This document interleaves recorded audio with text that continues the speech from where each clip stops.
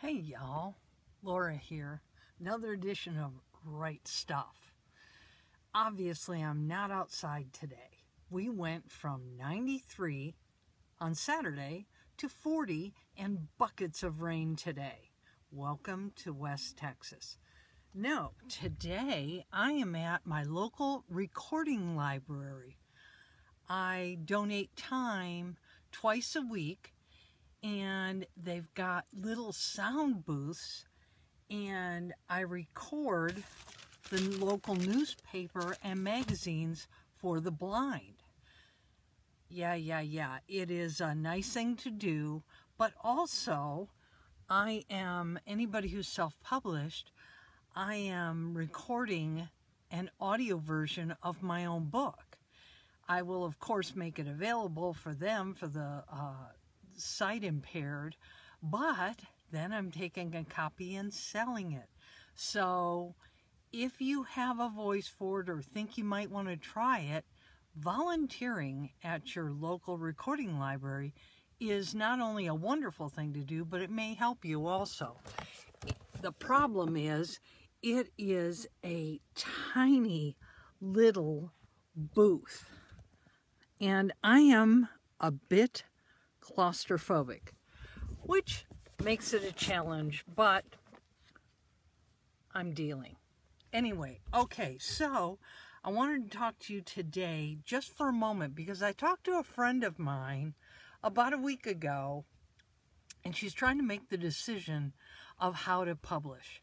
New York, small press, indie. And I'm not going to go into all the details of those because you've probably heard them before or read them on a blog. But there are two things that came out of that conversation that I was thinking about and people may not realize. Number one, a consideration is, what genre do you write? It's not as easy to be successful as an indie as it was, say, 5 years ago, because there's so many people who are doing it. So your genre is going to matter. Why? Because if it's a genre that is not a huge seller, your audience is smaller. And since you don't have a name yet, because you don't have any books out there, it's going to be harder to capture the attention of an even smaller audience. What am I referring to? Women's fiction, science fiction, things like that. I'm sure there are many others that they're smaller genres, so you're not going to get the attention. Romance, on the other hand, YA, you have a better chance because the audience is huge.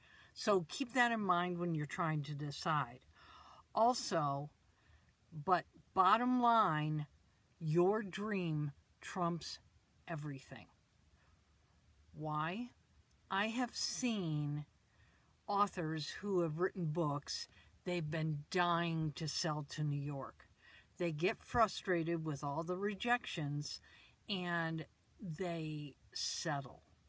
Now, I'm not saying that you should keep going no matter what for New York. Just be sure that when you decide to do that, you have a plan B. What is your fallback? Are you going to self-publish? Are you going to go to a small press?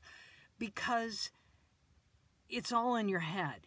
If New York was your goal and you don't make it, you feel like a failure. Whereas if you say and think and plan, I'm going for New York and I'm giving it X number of years or X number of books. If not, I'm going to plan B. If you have the plan B, it's a choice, not settling. It's a small difference, but it makes a world of difference. I know so many bitter authors. Don't go there. Until next time, this is Laura, and I'll talk to y'all later.